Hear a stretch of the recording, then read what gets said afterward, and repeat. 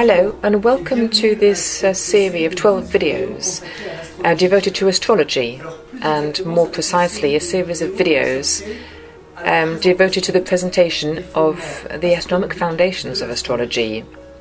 We are going to try to unite, or rather reunite, astrology and astronomy for the dual purpose of better understanding the foundation of astrology, and also we'd like to enrich astrological interpretation by using a dynamic and live model of the sky. So first of all, I need to introduce a guest to you, a guest that will accompany us throughout these videos. So let me introduce the armillary sphere.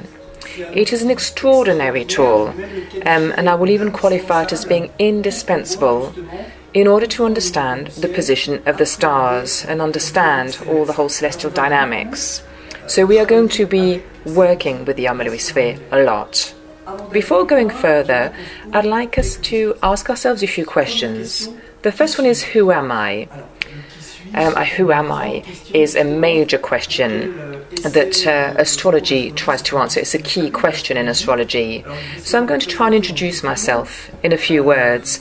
I would say that I am a mixture of science and spirituality. Let me use a metaphor. First of all, take a test tube. Pour 50 centiliters of chemistry, biology, then add 30 grams of beautiful astrology, astronomy, and mythology crystals, and then bring it to the boil through the heat of meditation. Okay, that gives you a bit of an idea of my internal world.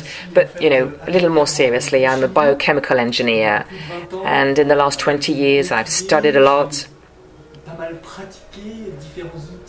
and particularly practiced many different tools for self-knowledge and spirituality, just to mention a couple: astrology and meditation.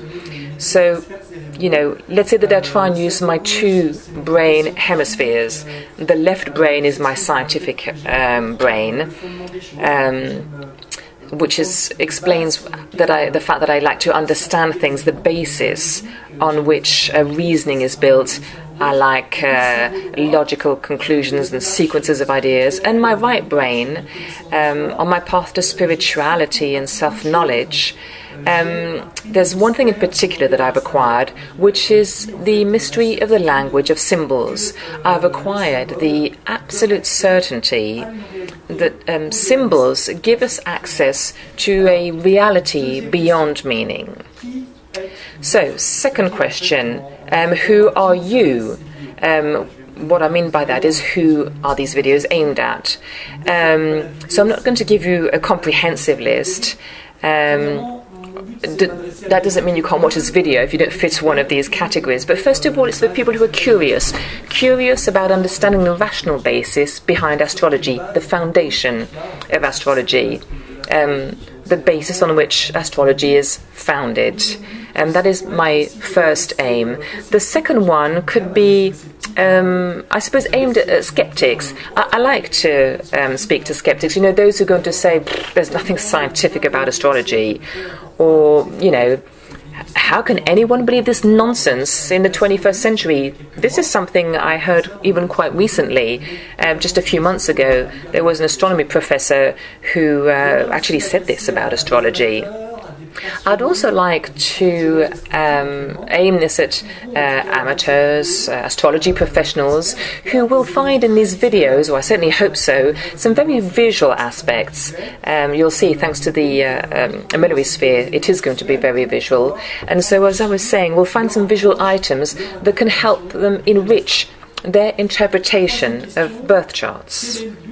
The third question is, what is the goal of these videos? Obviously, that is an essential question. I've already said a little about it, but the main goal might surprise you a little.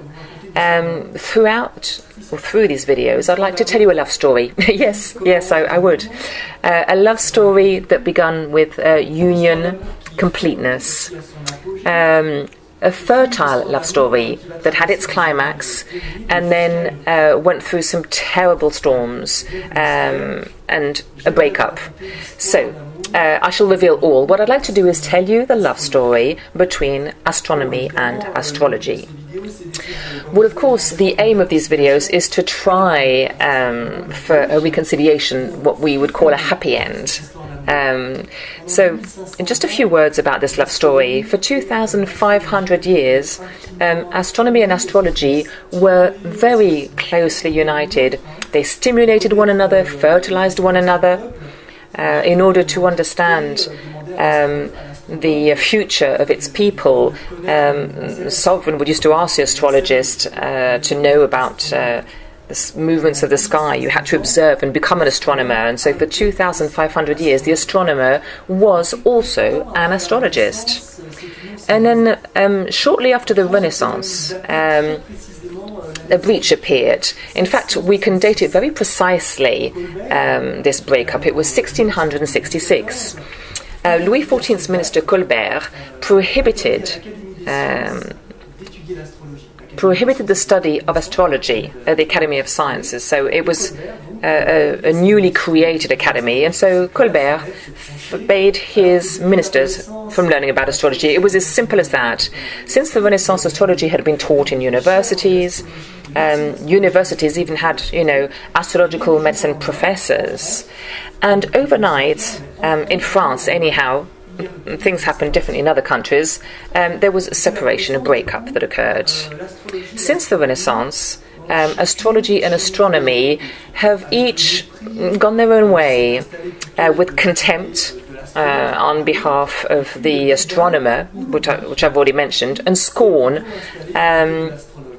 on the astrologer's sides, or even forgetfulness.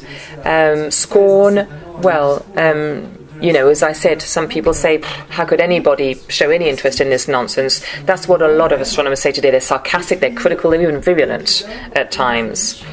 And oblivion or scorn on the astrology side, well, I think that there are some astrologers who no longer look at the sky, who no longer know the sky, who don't understand the movements of the sky.